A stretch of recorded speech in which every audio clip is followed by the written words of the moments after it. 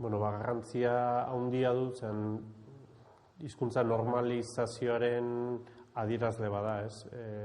Horrek esan nahi du hizkuntz komunitateak berak hartzen ditula hizkuntzaren gaineko erabakiak, eta azkenean hizkuntzak zentralidade bat, ez dela gauza periforiko bat, baizik eta zentralidade bat baduela, ez da.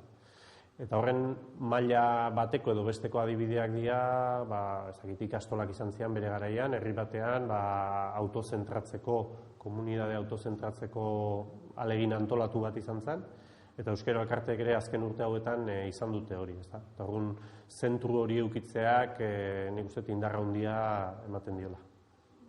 Lasarteko euskara elkartean esperientzetik, 25 urteetan zein izan dien lehentasunak, eta zein aldatu dien lehentasunak?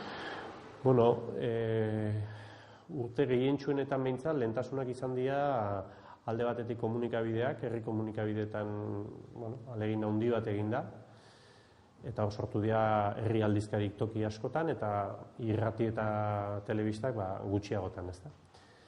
Beste bat nagusiki izan da aisialdia, bereziki haur eta gazteen aisialdia, eta helduena ere bai, neurri txikiago batian, eta hor nik uste zentralidade handia lortu dela, eta herri askotan mintzat aisialdia euskeraz izateko bultzada handi bat izan dela.